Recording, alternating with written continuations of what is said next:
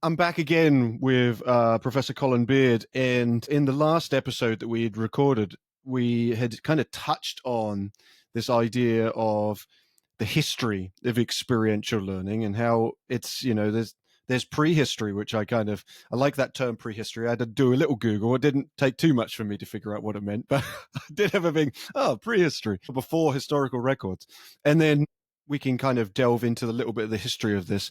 I also want to highlight that this is a book you're currently working on. If I'm accurate, there is a book going to be coming out on the history of experiential learning, which I hope listeners are intrigued and fascinated about, and we're going to be touching on some of the points that are directed in that book. And then as soon as that comes out, I will make sure to let our listeners know that that is out, so they can find more information on it. But Colin, we're going to start with this prehistory piece, right? This idea of history before history in terms of human development, because I think that it's such an important consideration that humans have been learning.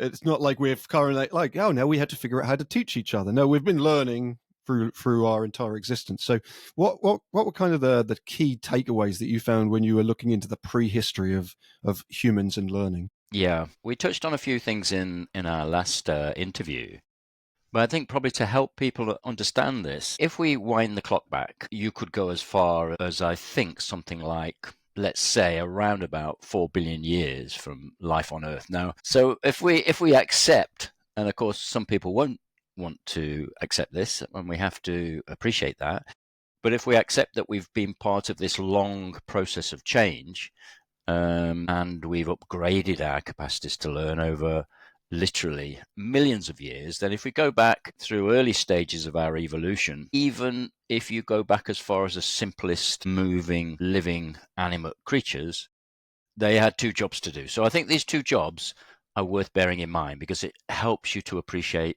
what's happening today and where it's come from. And those two jobs involved, on the one hand, finding food. So there's a challenge in finding food for most animals. We had to find things. Finding things was really important. But we also had to watch out for somebody or something that was going to eat us. So food, moving towards it, predators, moving away from it. So that movement to and movement away from, those two things, find and avoid, really lay the foundations of the roots of what we did about that and how we evolved to be very clever in our approach to doing that. So, how fast do we want to fast forward? Now, perhaps one of the things I didn't mention last time is if I mentioned how important space was and spatial cognition. I think I talked about the idea that animals have played quite an important role in understanding experiential learning, but not many people have written about that. So if you look at the famous work on taxi drivers in London, they have a particular part of the brain which is incredibly important to humans called the hippocampus. That simply means it looks like a seahorse. It's a gathering of nerves that makes it look like a seahorse. And that hippocampus, the research really showed that taxi drivers have an enlarged area. So they must have that enlarged area because they're doing taxi work and they have to remember where to take people all over London, and they have a massive test to pass. But would you believe it? The stimulus for that came about from finding out that birds that hide food have got bigger brains than birds that don't hide food. It's fascinating. So the woman then went on to look at taxi drivers. She then went on, would you believe it, to look at world memory champions. Now, I won't go into detail, but when I talked about being in India, talking about space and the way that space influences learning, and there were a lot of architects there that were fascinated. But I actually asked the audience, have you ever been into a room, upstairs or another room, and thought, what did I come here for? And you go back downstairs and you remember. So you go back upstairs again, and everybody does what you're doing right now, which is to nod and go, yeah, that's happened to me. Think about it. You went back downstairs and you remembered what you went upstairs for. Now, that original thinking was in that original space. So you go back down there and the original space triggers the thought. Why do people with dementia get lost? And so as you begin to look at this research, a massive amount of research, you begin to realize that in the human evolution, there's been these two bits of brain. Again, from birds, we found out that birds that basically have two jobs to do because their eyes are here, if they don't look out for predators, they're going to get eaten. If they don't look out for food, they'll starve. And they had to do two jobs. And because their eyes were here, they couldn't do what we can do, which is to do it both at once. So birds played a part in the findings about left brain, right brain. Birds played a part. And I mentioned last time in the interview that sharks, predatory sharks have got. So we can see that in this long, long evolution, we went from 4 legs to 2 legs. That freed these up. I talked about hands and our ability to manipulate objects. Now, as we moved forward and forward and forward and faster, we began to realize that we have certain capacities that are really important to us. What are those capacities? Now, I think I mentioned there was this wonderful quote. In fact, I've got it here in front of me in this kind of draft chapter. Lakoff and Nunes, they're both US guys. Lakoff, of course, you may remember, he was the one that did a lot of work on metaphors. You know, we have a lot of spatial metaphors. You need to put that behind you. Or you have your whole life in front of you. Oh, I work in higher education. I feel quite down today. All those kind of spatial words help the brain to navigate thinking. Now, this is one of their quotes, so listen to this. This gives you a clue as to the way the human brain has evolved, that much of the brain is devoted to, and now I quote, vision, of course, you'd expect that, motion, movement, spatial understanding, which I've talked about, interpersonal social interaction, humans interact and learn things, coordination of the body, emotions, and language. So if much of the brain is devoted to that, one of my critical questions in this chapter, in this book, this new book, is if that's what the brain does and the brain's specialized in this, why don't we take that into account for learning? You know, doesn't it make sense that if this is what this is so good at, then why don't we think about how we build vision, motion, spatial understanding, interpersonal interaction, coordination, emotions, and language into our schools, into our universities, and we don't. So, and I'm almost thinking here, Colin, just to interrupt, as I look through that list, I can't, if I looked at the public school educational models of sitting behind a desk and listening to someone on the front stage, the sage on the stage, giving information to you, in that maybe we're considering vision because you're looking at a person, and there's language because there's someone speaking, but you're only hitting 2, I would say, out of those 8 major functions in a traditional learning model. It's striking to me that we don't consider these enough. And spatial understanding, the movement, coordination, interpersonal interaction, they might say, well, we'll do a bit of team building. You know, we'll do a quick little moment of it. It engages you.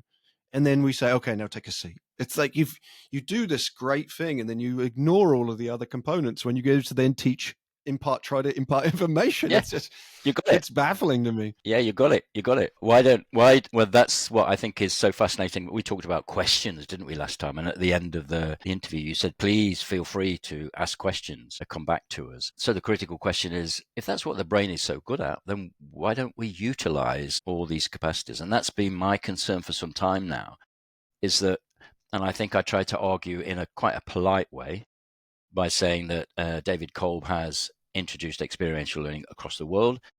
But at the same time, that simplification, that 4-stage circular model especially, has probably, and given that it's anchored in the plan to evaluate that was in the 60s and the circles, classic management thinking, where that's where David's work was originally from in management school, you can see that it's quite limited, and especially in the discussion we're now having. Millions and millions of years of evolution. If we went from 4 legs to 2 legs and we freed up these, wouldn't you imagine that these are rather special? And of course they are. We're the only animals on the planet that have this special thumb arrangement so that we can manipulate things. We know that when we made tools, for example, our ability to manipulate and imagine a tool as we're making it was a phenomenal task that required not only spatial understanding, but this prediction and this trial and error, making sharp axes out of bits of stone.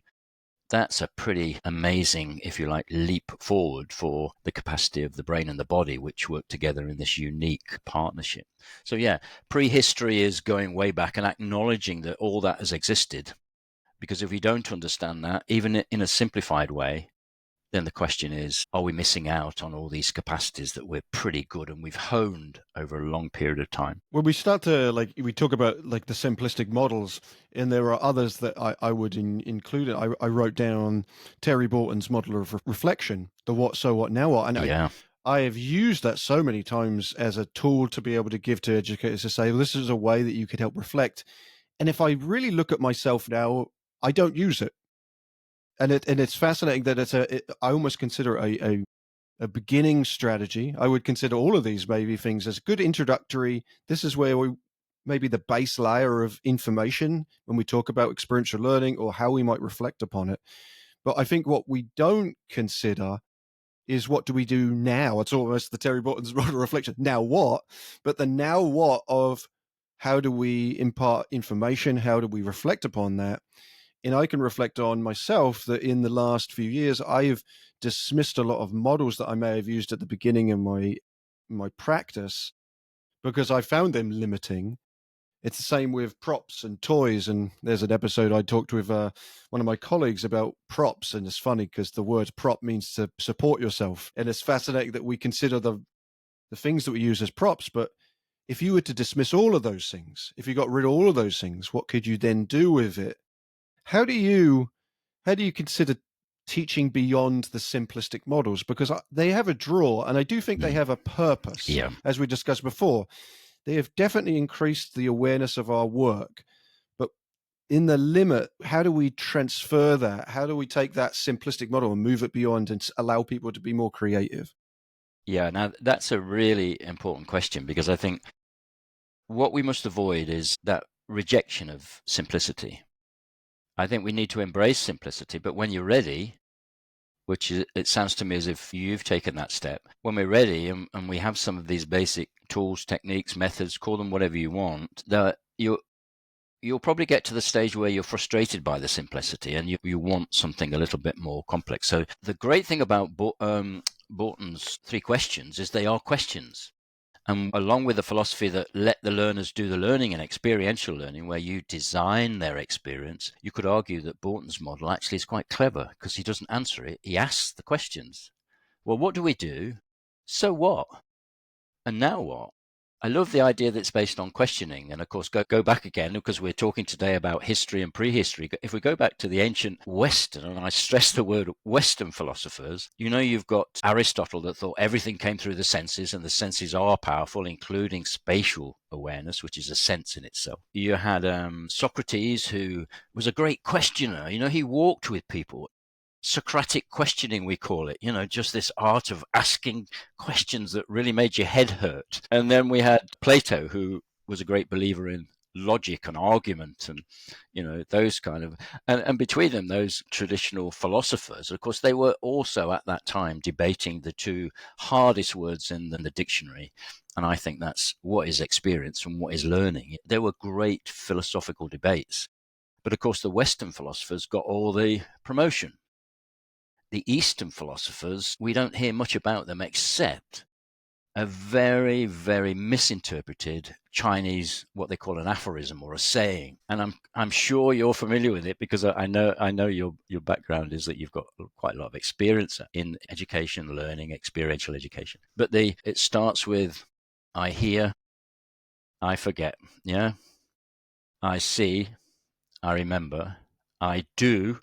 There's that word again that's led to so much misinterpretation. I do, I understand. So that was translated by Edgar Dale in the 60s, and it became the tell, show, do triangle. If I tell you, you only learn that much. If I show you, you learn that much. But if you do it, you learn a lot more. That was again responsible for this misunderstanding that doing is experiential learning. And I said last time, doing what? Doing anything. Do you know, I've asked a lot of teachers of English, and I'll ask you the same thing. Did your teachers ever teach you that, on the one hand, the Chinese language is what we call pictographic? It's based on pictures, but it's now just very clever brushstrokes. But did you know that English, which you speak and you're speaking now, is based on a pictographic language? I had no idea. No idea. And if you look at the original Hebrew language, you'll find that the word quoth is the word for the queue. And if you look at the queue, it's actually a picture of a monkey with a tail. And the word E is the Hebrew for waves. And the word for A is an ox upside down. So this is in the book called The Spell of the Sensuous. Again, an American guy, great writer. The Spell of the Sensuous by David Abram. He talks about the evolution of language and where it all started. So we don't even teach our kids that our language used to be pictographic. So if you look at the Chinese language and that aphorism, it wasn't I hear, yeah, I understand, or, I see, I forget. It was much richer.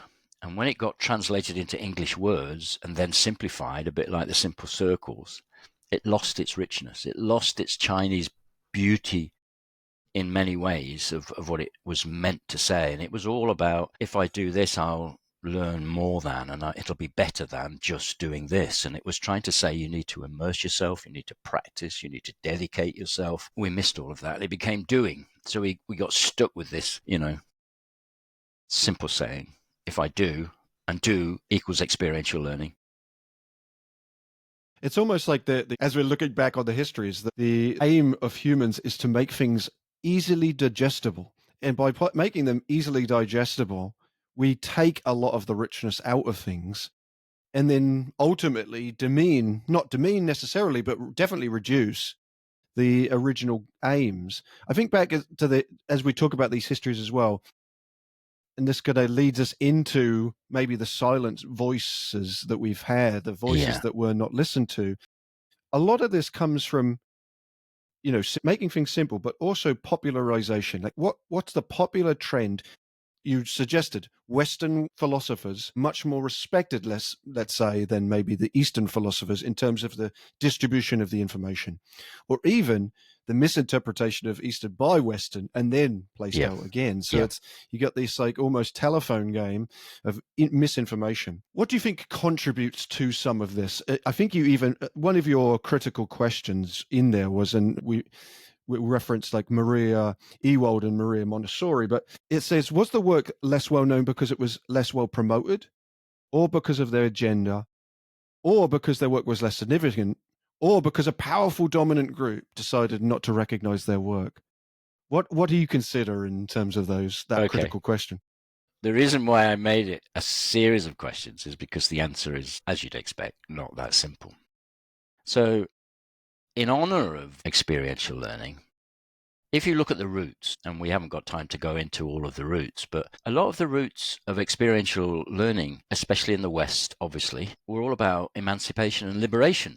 So there's a kind of an irony in that, in terms of you mentioning two women that we're going to talk about in a minute. If you look at Dewey, he was wanting to liberate education because he was fed up with the strict discipline, the rote and recital and regurgitation approach to education, which still happens today. So there's the 3 R's, not reading, writing, and arithmetic, but rote, recital.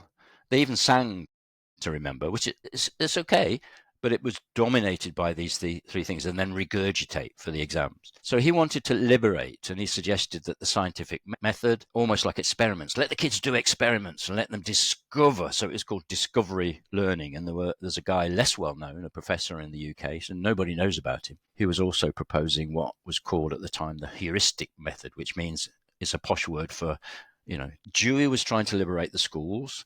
There was the outdoor world, as you know very well, with your work with the AEE. The post-war, if you like, thinking was that we need to help young people to become more resilient. A lot of young people died in the wars, and they were not resilient, and they didn't have, if you like, the experience and the character. So character development and resilience was all about helping young people. So we've got emancipation from schools, helping people to, and then you've got Kurt Lewin, a lot of his work, and again, David Cole based his thinking on some of his work, helping people in America to reflect upon their experiences of racism. So there's an element of emancipation, of liberation.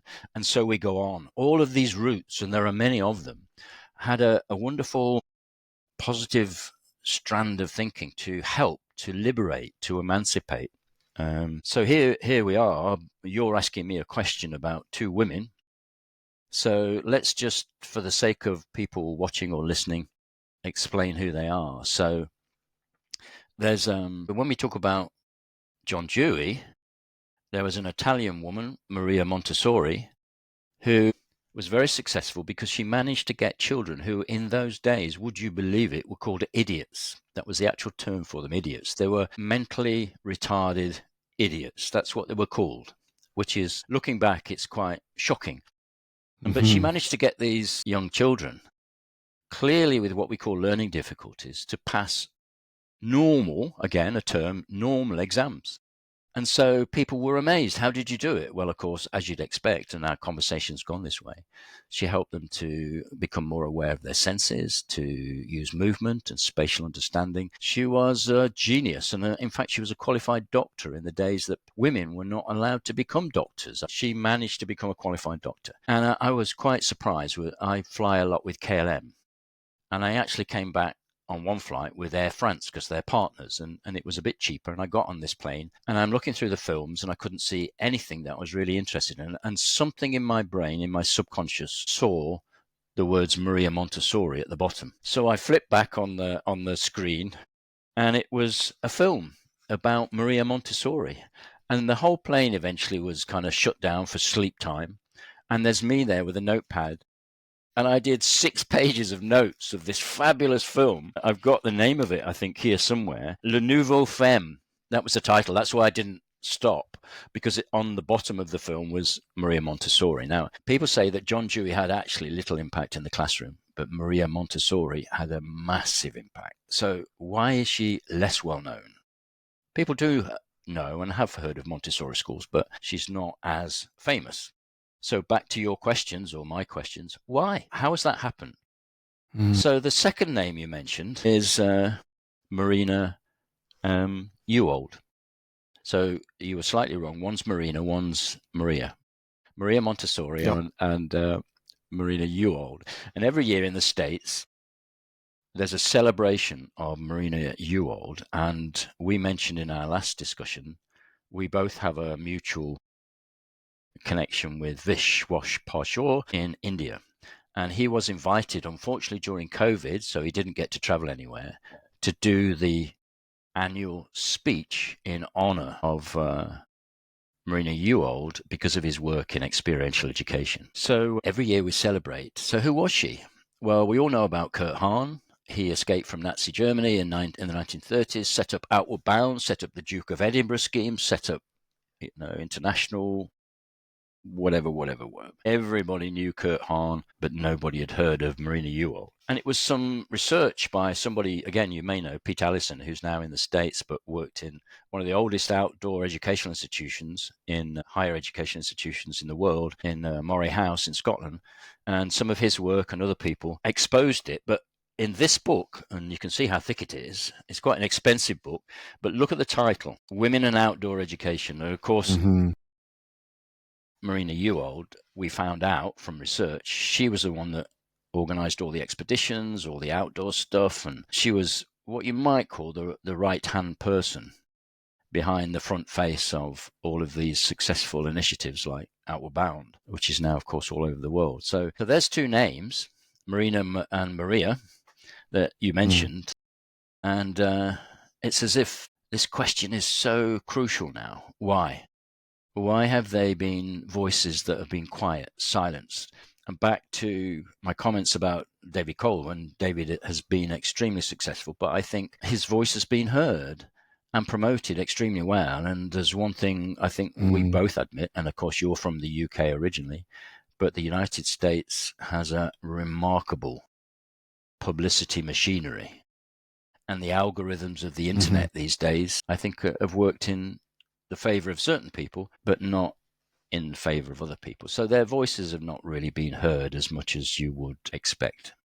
So that opens up an opposite to the emancipatory comments, because even going back to Aristotle, he also wrote that blacks, as I said, blacks and women and slave, should not be educated. So there's this opposite thread that runs through the history of an evolution of experiential learning. Quite ironic in many ways. Yeah, and there's a quote that you had from the history of British education. I'm going to read it because I wrote it down, and I think it ties in with this idea of who is education for. It's almost, you go back and say, well, education wasn't for certain people. It said the lower classes ought to be educated to discharge the duties cast upon them.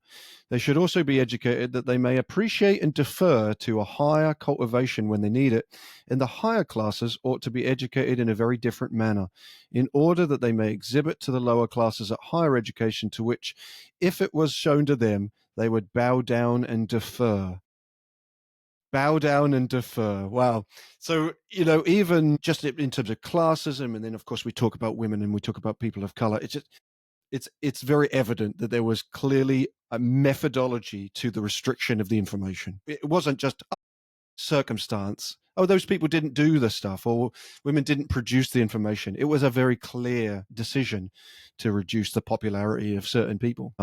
And I appreciate the work you're doing in the conversation. Yeah, please. I have to tell you, Phil, never guess. I think there's a copy behind me. I can see it up there. Guess where I found that book? So it's the history of education in Britain, and I found it in the university. India. In a skip. Well, that's ironic. Take a photo of that. A book of history in a skip. Wow.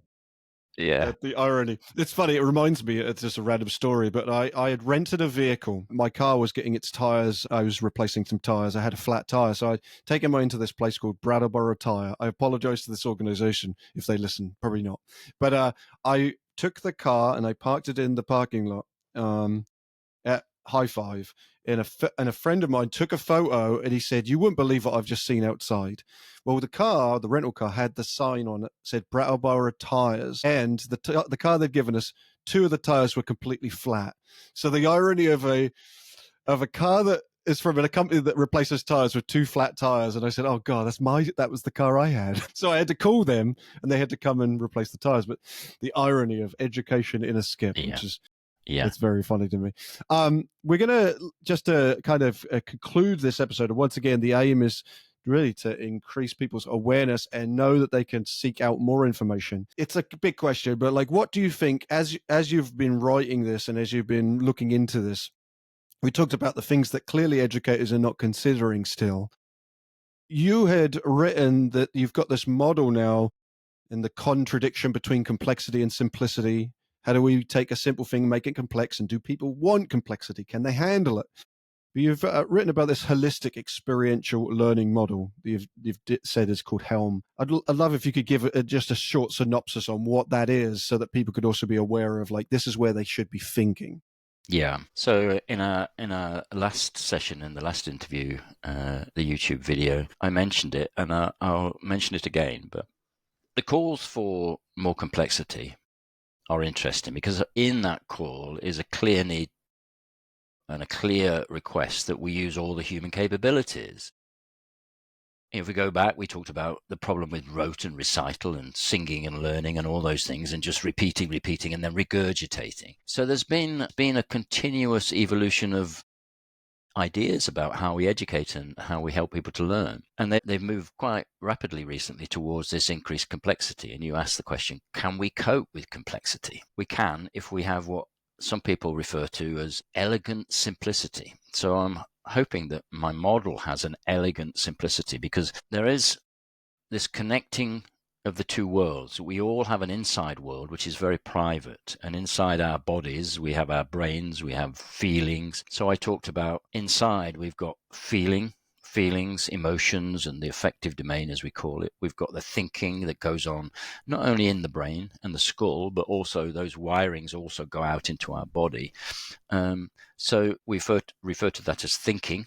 We are thinking beings. We think a lot. We have a tremendous capacity, especially on this frontal area. But we talked about being a human and a human being, which is almost a composite term for our values, our beliefs, our identity, ego, all those things makes us this human being. And we've been through a lot of experiences that make up our being, who we are. And then the senses is this wonderful connection between inside us, the private world, and the outside world. Of we do things, we make things, we build things, we communicate, so we have social interaction. And of course we live in a world that is more than just humans. There are mountains, there are streams, there are classrooms, there are living creatures, and we have spiritual beliefs and religious beliefs. So that's kind of a more than human world, and that is the seven in a nutshell, and they all influence how we learn. But it's very hard to do it by speaking, because we're talking here about experiential learning. So why not use those 7 capacities to learn how they work and how they help us to learn? Now, maybe I just show you something, but I've done this a few times. But this is an old light bulb, and you probably remember these. But this is what we call the incandescent light bulb, which means it had basically a wire in it that heated up and produced light. And it's beautiful. It's almost a piece of art. And this produced light, but ironically, only about 3 or 4% light. The rest was heat. So you could argue that this was incredibly inefficient. And I want you to think about the old ways of teaching, going back to singing and rote and recital and regurgitation, and the things that Dewey was concerned about, that children need to discover things for themselves. This was the old way of doing it, which was incredibly inefficient. There is a paper that I've written called Time to Throw Away the Light Bulb, and it's a real deep look at some particular experiential techniques and methods and approaches that I've used. 97% heat. We need to throw it away. We need to find in fact, I think I've got one. I just so happen to have made one earlier. So this is where we're going, but this is quite complex to make, and this is quite simple. It's just a hot wire, but it doesn't produce much heat. So this is the future. This is the 7 capacities. This is a better way, a more efficient way. But going back to this, let me just try a different view of this at the moment. So I don't want to use it in the same way that I've just used it, which is to say it produces a lot of heat. I want to get you to think about it as an object. And I want you to imagine everybody that's watching this holding, say, a glass or a mug or a jug. In this case, I'm just holding the light bulb because it's something I've already got available. And if I just zoom backwards a little bit, when you look at this and you close your eyes and you think, well, what am I sensing? The answer is not, oh, I can sense what this finger's touching. I can sense what this finger's touching. I can sense what my thumb is touching. The brain so cleverly puts it all together, and you feel this round object with your hand, and you manipulate it. Now, I'll just say that again. The brain puts it all together. So when I say 7 capacities, belonging, social belonging in a more than human world, and so on, and doing, and sensing, and feeling, and thinking, and being, the 7, all those 7 are happening at once. That makes it even more complex, but they're continually in a state of flux. And so I just want to read this out to you. This might, if I can just find this wonderful quote. There are a couple of people that have written extensively about the whole experience of learning. Now, it might just take me a while to find it, but what they're saying is one of the crucial things is not about the senses on their own or the feelings on their own, but the question of, should we start to accept that they're all operating together in a pretty complex flux? Now, I think that's what makes it, to some extent, even harder to appreciate. Here we are. So this is quite hard, but I want to kind of pull this in towards the ending because it's so important. So these are 2 writers, Davis and Samara, and late 1990s, so just at the end of the 20th century. They're saying any inquiry into the experience of learning should not focus, and this is the quote, on the components of experience, but rather on the relations that bind these elements together in action. Quite hard the first time. You have to read sometimes you've got to read these things twice or 3 times to kind of grasp what they're saying. Notice I'm using a spatial bodily metaphor there to grasp what they're saying. So I'll say it again. So in order to inquire into the experience of learning, the focus should not be on the components of experience, but rather the relations that bind these elements together in action. And then they also say this: what would happen if we were to reject the self-evident idea that cognition is located within cognitive agents? What they mean by that is humans, who are presented as kind of isolated from one another, from the world, and instead we recognize that all thinking exists in the spaces of the complex ecology of organismic relationality. Now, they're using big academic words, but what they're saying is, instead of there being this simple David Kolb cycle, you do something and you think about it, what they're saying is knowledge and understanding is floating around in this complex ecology, this complexity that we've been talking about. It's never that simple. It's incredibly complex. And it's not just the single components of those 7 things. It's the way they're all, like I say, they're all operating together to create an image or an experience, in this case, that we're using that word. So that's what makes it rather complex. It is complicated, but there is this wonderful, elegant simplicity in my model. But if you want to then remove the elegant simplicity, then you start to read the book.